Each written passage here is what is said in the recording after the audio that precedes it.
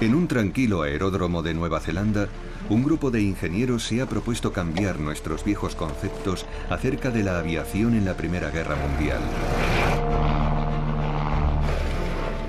Un proyecto que lleva 5 años metiendo a pilotos de hoy en día en las cabinas de estos antiguos aviones de guerra, con el fin de que experimenten qué habrían sentido al sobrevolar el frente occidental.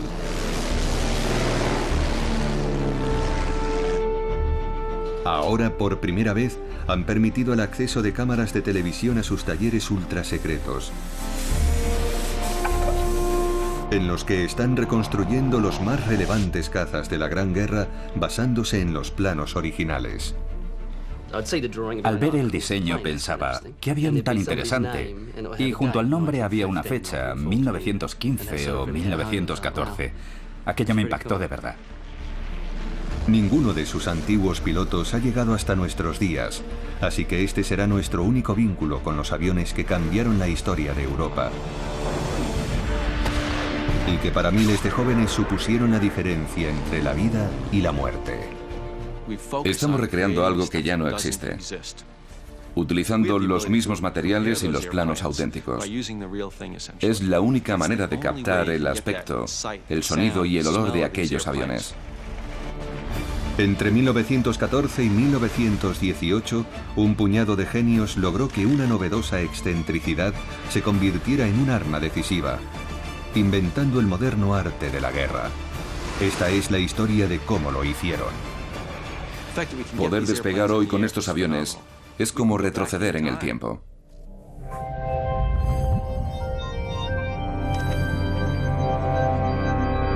El arma definitiva de la Primera Guerra Mundial al descubierto.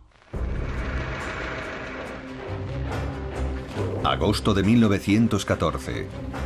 Las tropas alemanas marchan contra las de Gran Bretaña y Francia. Cientos de miles de hombres están listos para aniquilarse. Pero algunos están convencidos de que la guerra se ganará gracias a una nueva tecnología de apenas 10 años de existencia. Las grandes potencias se preparaban para la guerra y reflexionaban profundamente sobre un nuevo concepto. ¿Qué vamos a hacer con los aviones? Cuando estalla la guerra, el vuelo con motor es aún un pasatiempo letal. Los aviones son tan endebles que la más mínima ráfaga de aire basta para volcarlos.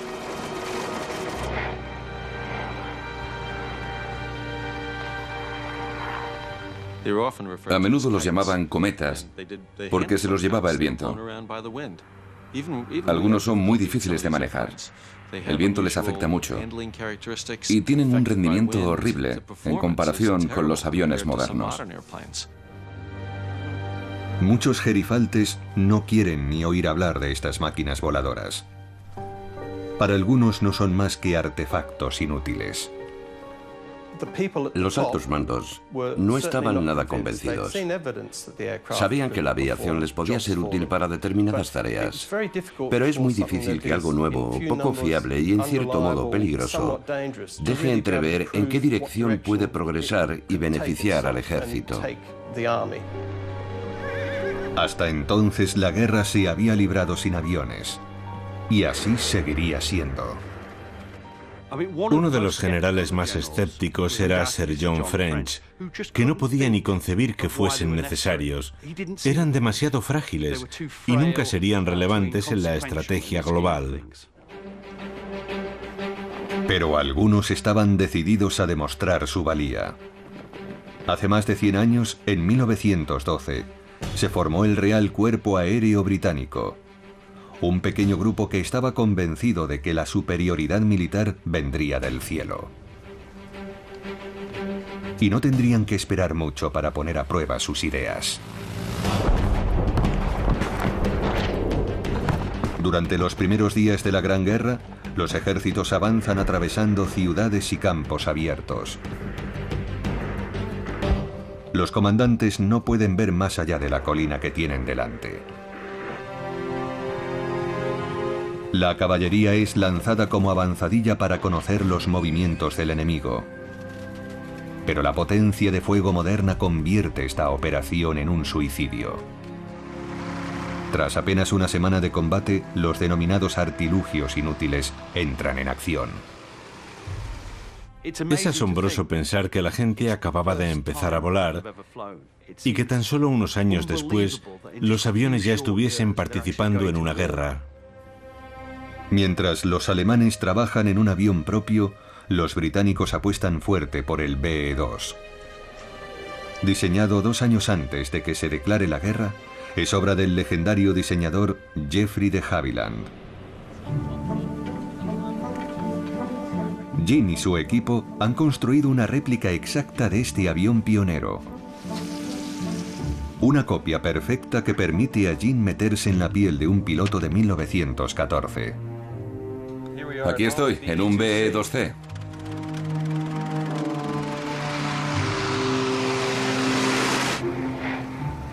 El piloto volaba en la parte de atrás y un observador se situaba delante.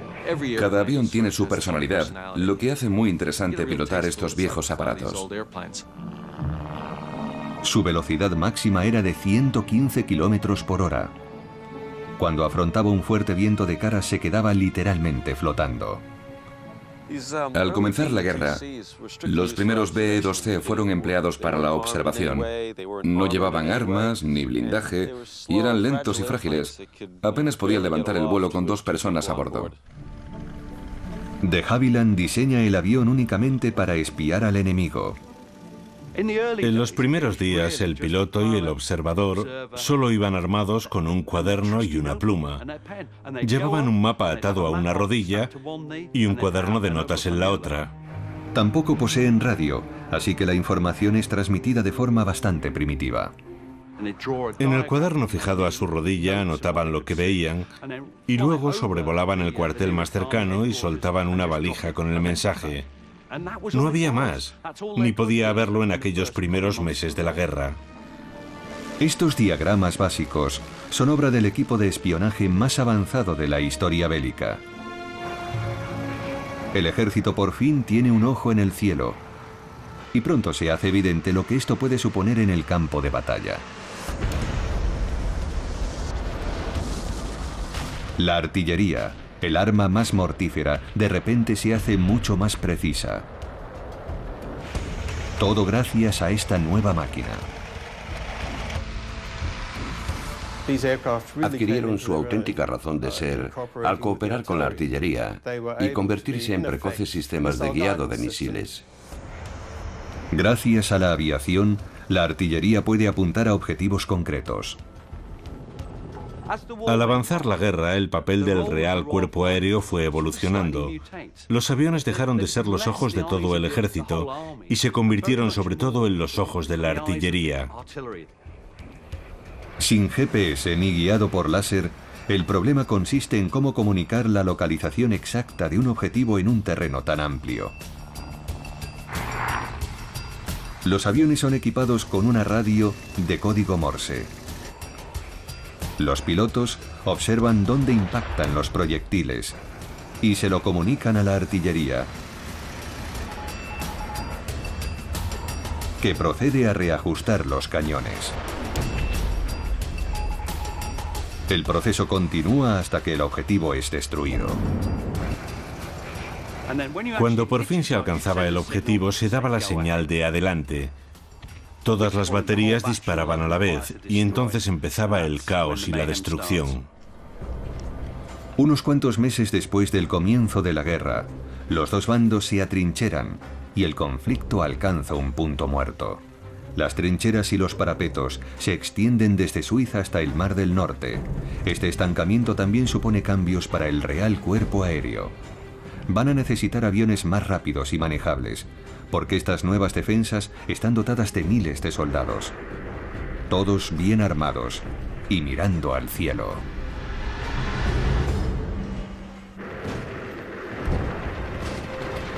Francia, 1915. En el cruento frente occidental, centenares de miles de hombres siguen atrincherados. El Real Cuerpo Aéreo es conminado con urgencia a intentar deshacer el punto muerto de las trincheras. Ya no basta con hacer dibujos de los complejos campos de batalla. Los diagramas están muy bien en una guerra móvil, en la que basta con poner una flecha que señale hacia dónde avanzan las tropas.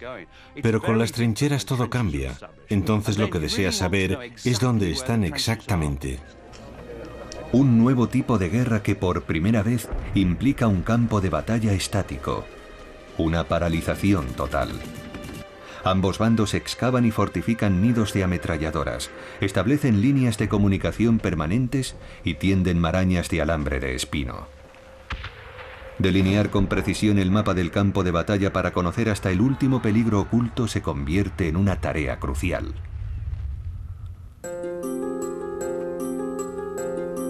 Otra tecnología relativamente reciente tiene la respuesta: la fotografía. Si vuelas con una cámara y haces una foto, luego puedes volver, revelarla, examinarla en grupo en el cuartel general y determinar con exactitud qué hay sobre el terreno.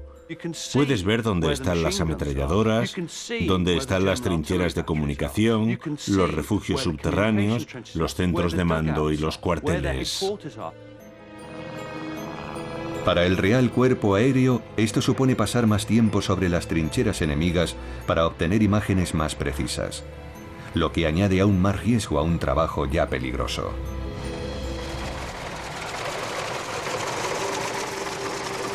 Tan solo 3 semanas después del comienzo de la guerra, el piloto Vincent Waterfall y su observador, Charles Bailey, habían sido derribados mientras espiaban movimientos de tropas alemanas en Bélgica. Los aviadores se convierten en objetivo primordial. Hay que evitar que vuelvan a casa con la información. La intensidad del fuego antiaéreo era tal que todos daban por sentado que tendrían que enfrentarse a él en cada misión, que se verían rodeados de explosiones y de nubes marrones y blancas, llenas de trozos de hierro al rojo vivo. Estos aviones de madera y lona no ofrecen ninguna protección.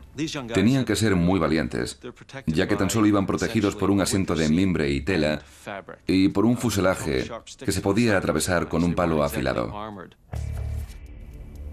El BE-2, el avión estándar de observación británico, no estaba diseñado para llevar cámaras de difícil manejo. Gary y Bevin están a punto de comprobarlo. Va a ser interesante. ¡Contacto! Su objetivo es conocer las dificultades que habría encontrado un piloto de entonces para conseguir imágenes aprovechables. En este avión te encuentras múltiples obstáculos. Tirantes, el tren de aterrizaje y, por supuesto, el ala inferior. No te lo pone fácil. Estamos a 900 pies. Creo que es bastante. Bevin intenta sujetar la cámara con firmeza, pero las turbulencias que genera la hélice a 110 km por hora dan como resultado unas instantáneas movidas y borrosas. Me temo que hemos fallado. En 1914, la presión para dar con un remedio recayó sobre los ingenieros. El equipo de Jean debe hacer los mismos cambios. A menudo las cámaras se acoplaban al costado, usando un soporte que permitía que apuntaran directamente hacia abajo. El ala había sido previamente recortada para que el piloto pudiese mirar a tierra. Pero eso no es suficiente. Los diseñadores deben mejorar al máximo su maniobrabilidad. La remodelación comienza. Se descarta el tren de aterrizaje de madera para ahorrar peso. Se alarga el ala superior para ganar sustentación. Y tirantes de acero liso sustituyen a los viejos de cable trenzado que oponían resistencia al aire. La combinación de pequeños avances, como el uso de cables aerodinámicos, hizo dar grandes pasos a la tecnología aérea e incrementó el uso de la aviación en la guerra. Estos cambios facilitan mucho la tarea a los aviadores.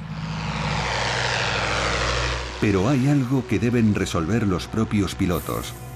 Es primordial poder conectar los elementos del paisaje para entender dónde está un sistema de trincheras con respecto a otro. Eso supone volar lento y en línea recta, haciendo fotografías perfectas y enlazadas.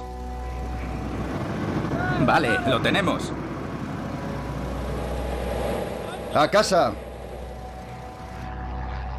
Si vuelas en línea recta, algo que debes hacer para tomar una serie de imágenes, un cañón antiaéreo será una grave amenaza. Podrá predecir dónde vas a estar, anticiparse y acercarse mucho con sus disparos. Intentar hacer unas cuantas fotos en pleno vuelo hace comprender a Gary y Bevin el difícil cometido de aquellos antiguos pilotos. Imagínate que te disparan al mismo tiempo. Era una auténtica misión suicida. Corrían mucho riesgo. Los aviadores son una presa legítima para las tropas de tierra, pero los pilotos de bandos opuestos a menudo son amigos. Muchos han coincidido en exhibiciones aéreas y se atienen a un riguroso código de honor. Disparar contra otro aviador está estrictamente prohibido. Un código que no puede durar siempre. No mucho tiempo después, los aviones se convierten en objetivo prioritario de los pilotos enemigos. No tenían muchas armas entre las que elegir.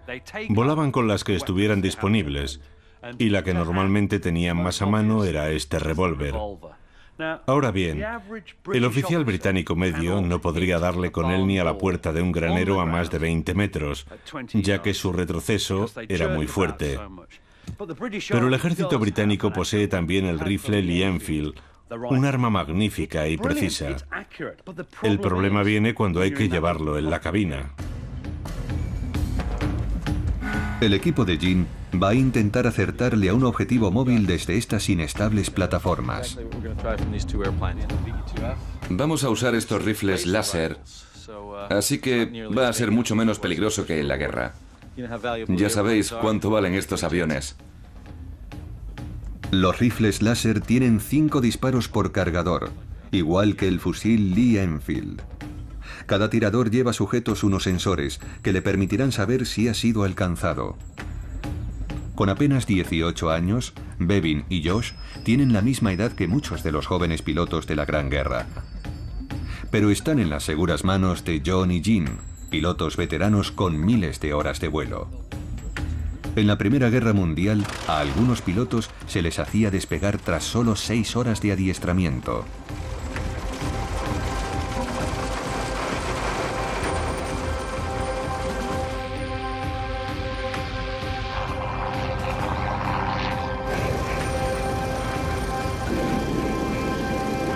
Tras alcanzar la altitud adecuada, los aparatos se separan para dar comienzo al combate.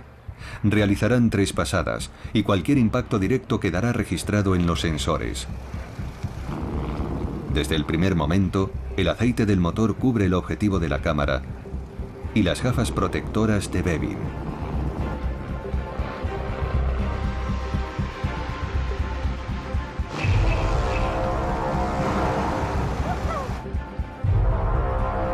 Los aviones se cruzan con una proximidad escalofriante, a 190 kilómetros por hora.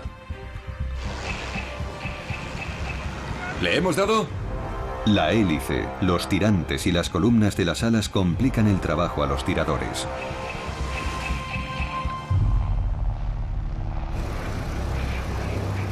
Supongo que seguimos vivos.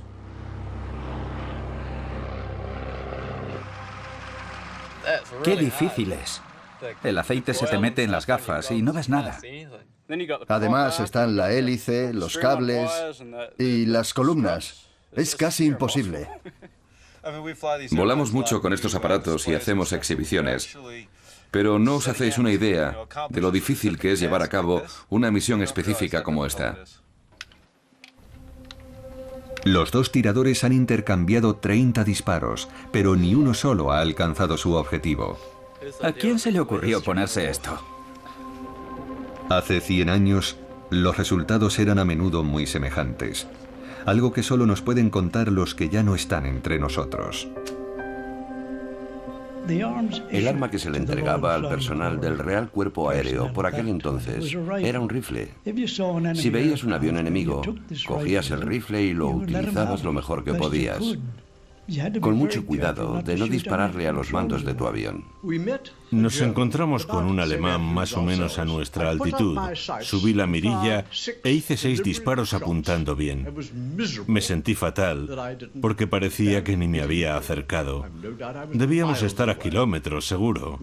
Más adelante nos enteramos de que sobre una plataforma que vibra, el alcance efectivo raras veces supera los 45 metros.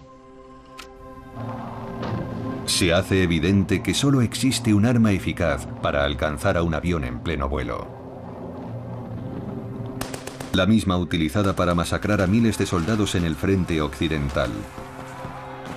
La ametralladora.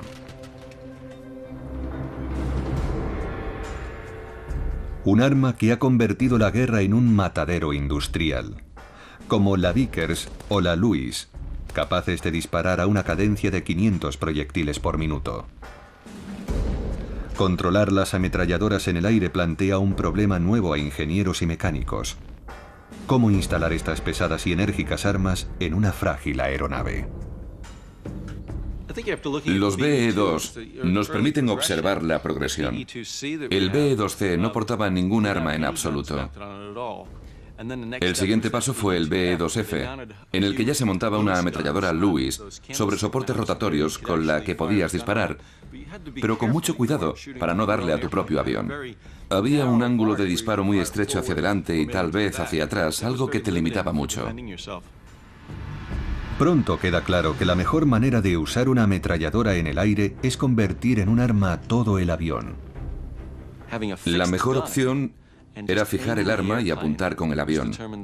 Lo ideal era que el piloto fuese capaz de dirigir el aparato hacia el enemigo, acosarlo y apretar el gatillo. Eso era lo ideal. Lo que supone colocar la ametralladora en el fuselaje y disparar entre las hélices. El problema de intentar disparar a través del arco de la hélice es que las balas salen del cañón a un ritmo determinado y la hélice, que es de madera, está rotando en la línea de fuego a un ritmo diferente. Y cualquiera que haya estudiado un poco de física sabe que en un momento dado la bala impactará contra la hélice. Este es el principal reto mecánico. Cómo acoplar una ametralladora a tu avión sin destruir tu propia hélice. Para de Havilland y el Real Cuerpo Aéreo pasa a ser la cuestión prioritaria. Al otro lado de las trincheras, los alemanes también buscan una solución.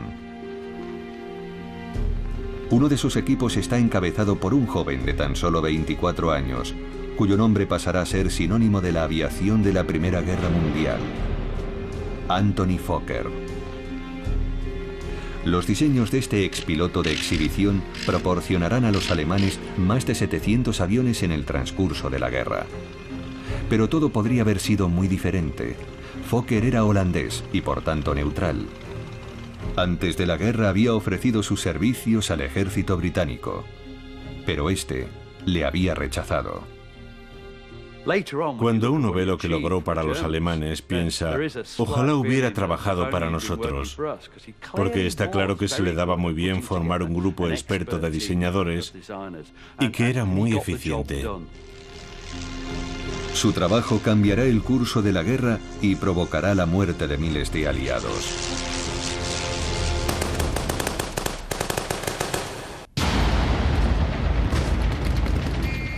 ...1915... La guerra ha cumplido su primer año. La información obtenida por los pilotos está resultando fundamental para el esfuerzo bélico. El enemigo los quiere muertos. Pero derribar un avión depende tanto de la suerte como del buen tino. La esperanza radica en descubrir cómo acoplar al fuselaje una ametralladora que apunte hacia adelante. Pero a pesar de las innumerables pruebas, nadie ha podido dar con la manera de disparar sorteando las hélices. El que lo consiga se convertirá en el amo de los cielos. El primer avance llegará gracias a un francés. Roland Garros había participado en competiciones antes de la guerra y alcanza la fama tras cruzar el Mediterráneo desde el sur de Francia hasta Túnez. Roland Garros montó una ametralladora fija y para poder disparar a través de la hélice, colocó en la parte trasera de esta unas pequeñas cuñas metálicas para que desviaran las balas. Es innegable que era un valiente. Da miedo pensar en lo que podría pasar cuando las balas golpeasen las palas deflectoras. Hay que ser muy intrépido para sentarse a 1 metro o 2 de ellas. La misma palabra, deflectoras, indica que las balas pueden salir desviadas hacia ti. Garros derriba a 3 enemigos gracias a su hélice reforzada, pero un fallo del motor le obliga a realizar un aterrizaje de emergencia tras las líneas enemigas. Una vez en tierra prendió fuego a su avión, pero no pudo destruirlo del todo. Así que los alemanes llegaron a tiempo de ver su invento. Esta fotografía es tomada 20 minutos después de su captura. Los restos de su atrevido sistema son entregados a un joven diseñador aeronáutico holandés, Anthony Fokker. Lo examinaron meticulosamente, pero demostrando tener un poco más de sentido común que él, se decantaron por un mecanismo interruptor. El mecanismo interruptor de Fokker sincroniza el fuego de la ametralladora con la rotación de la hélice para que las balas pasen por los huecos. Fokker adapta el mecanismo al diseño de su propia nave, el Eindecker.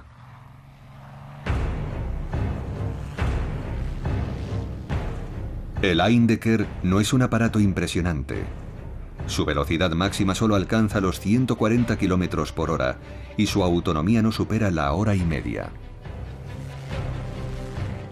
Su capacidad de vuelo no era nada del otro mundo. Pero aquella gran ventaja tecnológica, su mecanismo sincronizador, le permitió anotarse numerosas victorias. Se convirtió en una auténtica herramienta letal. Caía en picado sobre un avión británico desprevenido, disparando a través de la hélice, y lo derribaba antes de que su desafortunado piloto supiera qué estaba pasando. El Eindecker marca un nuevo capítulo en el combate aéreo. Ha nacido el primer caza de pura cepa.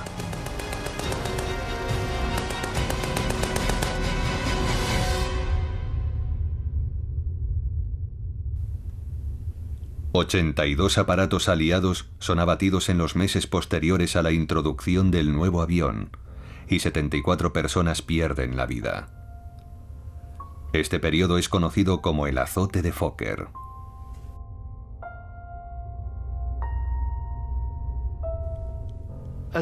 Como ocurre siempre con estas cosas, la prensa y los políticos se cebaron de lo lindo. Es el azote de Fokker. ¿Por qué no lo hemos previsto? ¿Por qué no estamos haciendo nada al respecto? ¿Por qué no se soluciona ya? Y la respuesta es que diseñar un aeroplano te lleva entre 1 y 2 años. No te lo puedes sacar de la manga. El Eindecker acaba con la capacidad británica de espiar las trincheras. Decenas de miles de vidas aliadas dependían de la información aérea.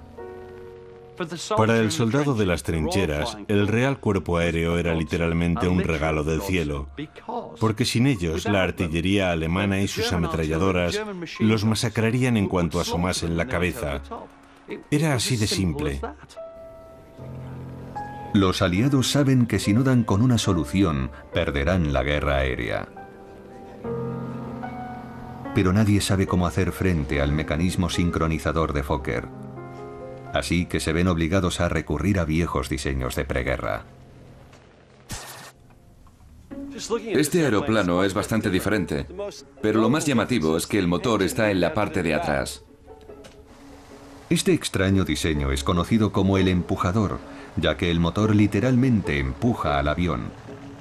La parte delantera queda liberada y la ametralladora puede abrir fuego sin impedimentos.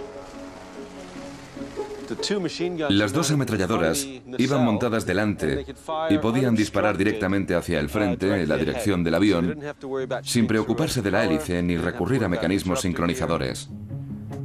Este FE-2 es el único de su clase que sigue volando hoy en día y ofrece un punto de vista único. No puedes llevar nada suelto. Ropa, casco, gafas, nada que pueda salir volando hacia atrás. Existía el riesgo de que los casquillos que soltaban las ametralladoras dañasen la hélice, así que colocaron bolsas como estas para recoger los casquillos expulsados.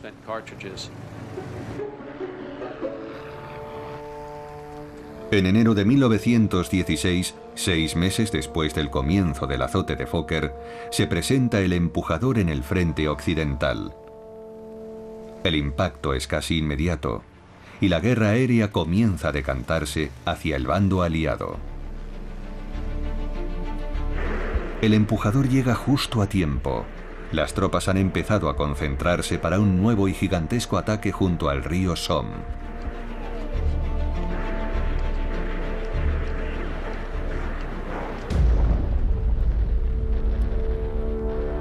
La ofensiva por tierra es un desastre.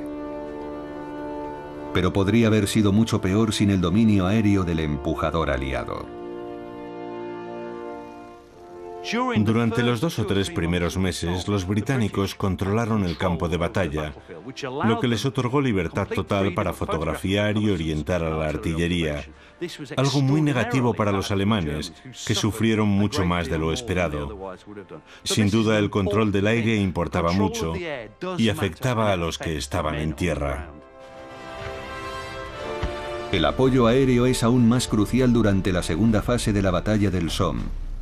Los observadores detectan un nuevo y complejo sistema de trincheras justo en la sección que planean atacar los británicos, lo que permite redirigir la ofensiva y salvar las vidas de miles de soldados.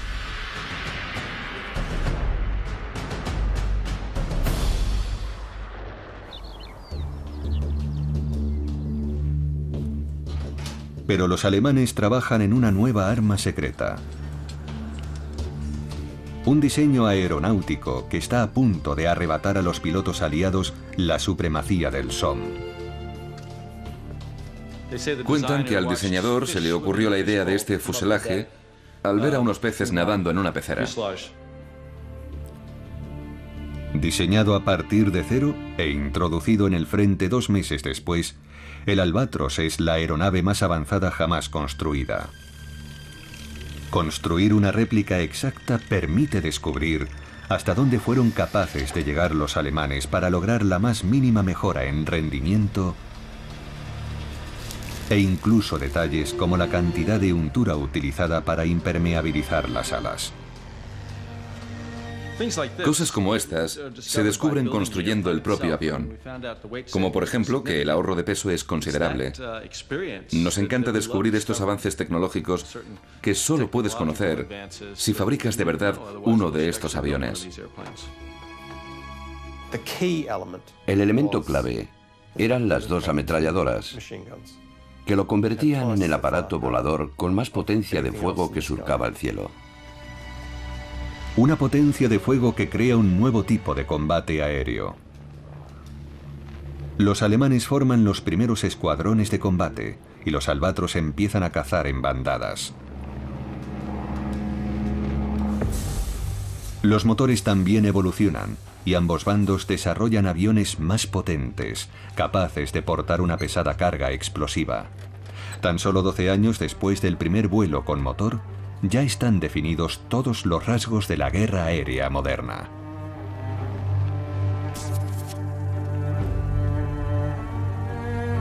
En la primavera de 1917, los aliados lanzan una nueva ofensiva cerca de la ciudad francesa de Arras.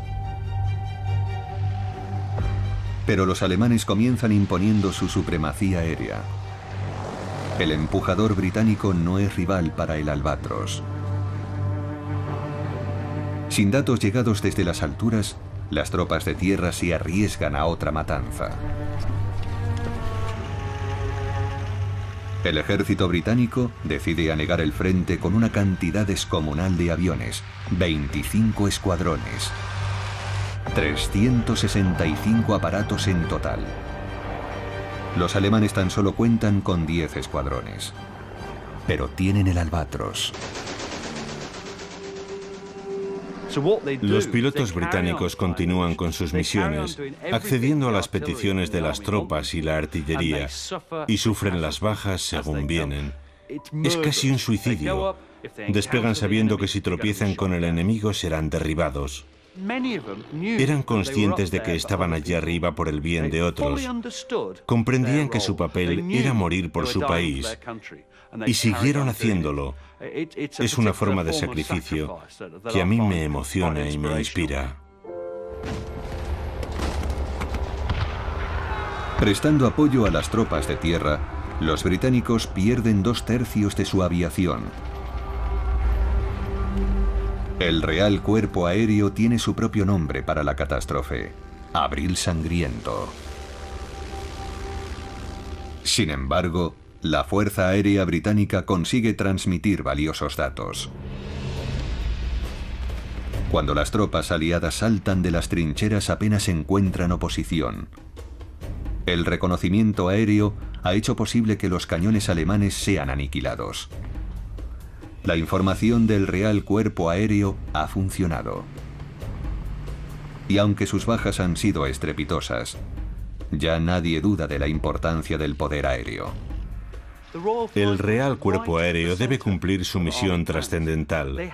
Si no lo hace, lo pagarán los soldados de tierra, y muchos podrían morir. Su papel es crucial. Pero los alemanes siguen teniendo superioridad mecánica. La Royal Aircraft Factory debe fabricar un caza mejorado que plante cara al mortífero Albatros. 1917. La guerra dura ya 3 años. En los cielos de Francia, los aliados siguen esforzándose por diseñar un caza que sea rival para el Albatros alemán. En Farnborough, John Kenworthy y Henry Folland, 2 diseñadores británicos, trabajan en un avión revolucionario. El nuevo SE-5 será rápido y robusto y estará equipado con un novísimo mecanismo sincronizador, pero el desarrollo no marcha según los planes. En enero de 1917, el comandante Wooden del Real Cuerpo Aéreo perece a los mandos del prototipo. Los pilotos de pruebas señalan que el asiento está muy elevado, que el parabrisas es demasiado alto y que al motor le falta potencia. Kenworthy y Folland trabajan bajo presión. Todos conocían la importancia de lo que hacían. Iban montados en una escalera mecánica de la que no podían bajarse, y si cometían un error, podían encontrarse con un diseño final totalmente inservible. Era un trabajo difícil, y todos sabían que si se equivocaban, otros lo pagarían caro. La nueva versión del SE-5 es enviada al frente en junio de 1917 y presenta numerosos cambios. Te subes al SE-5 y con toda sinceridad, si no supieras qué avión es, jurarías que es un modelo de los años 30 o incluso de los 40. Es un caza en toda regla. El recién llegado supera todas las expectativas y se convierte en el avión más rápido de la guerra. Pero el combate será la prueba definitiva. El SE-5 y el Albatros protagonizarán algunos de los duelos más sobrecogedores de la Primera Guerra Mundial. Jean DeMarco y su equipo han construido una réplica exacta del SE-5. A los pilotos les encantaban estos aviones. Eran muy fiables y fáciles de manejar, y equipaban un motor hispano-suiza de 180 caballos. Llevaban una Vickers que disparaba a través de la hélice con un mecanismo sincronizador y una Lewis colocada sobre el ala. El Albatros también tiene su réplica exacta.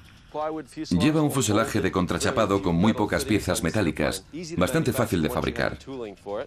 Un fiable motor Mercedes de 6 cilindros y 180 caballos y ametralladoras dobles Spandau. El piloto va justo detrás y es fácil apuntar. El equipo va a pilotar estas máquinas en un simulacro de combate aéreo. Solo así podrán decantarse por uno de los dos. Andy, el piloto del SE-5, intentará seguir la estela del Albatros durante 2 minutos. El robusto aparato británico acelera con decisión. El Albatros lleva camuflaje y es un duro rival para el SE-5. No es tan cómodo como el SE-5. Todo el aire caliente, el aceite y la grasa del motor van directos a la cara. Jean intenta sacudirse a Andy, pero el potente SE-5 se mantiene sin problemas a rebufo del Albatros. Pesa 30 kilos menos y su radio de giro es menor. Tras este duelo aéreo, quedan pocas dudas sobre cuál es el mejor.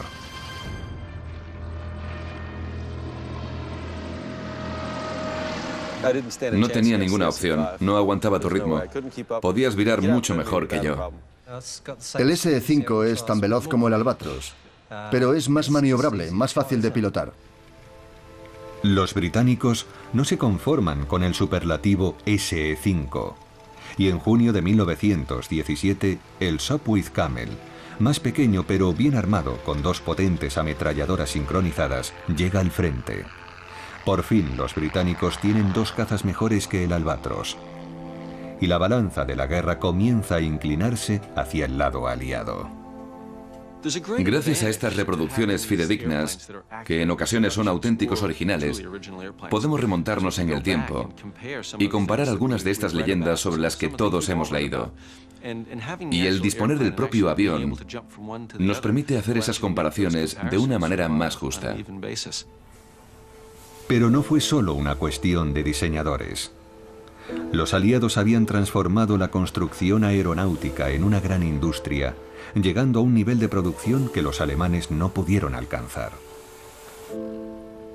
Hacia el final de la guerra, se habían fabricado más de 5.000 unidades del SE-5, una cantidad que casi duplicaba a la de cualquier caza alemán.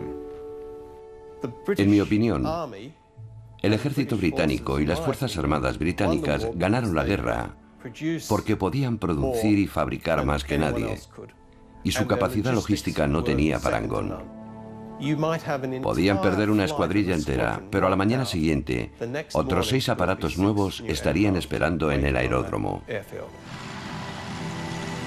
En mayo de 1918, los alemanes presentan el renovado Fokker D-7. Pero ya es demasiado tarde. Es el principio del fin del ejército alemán.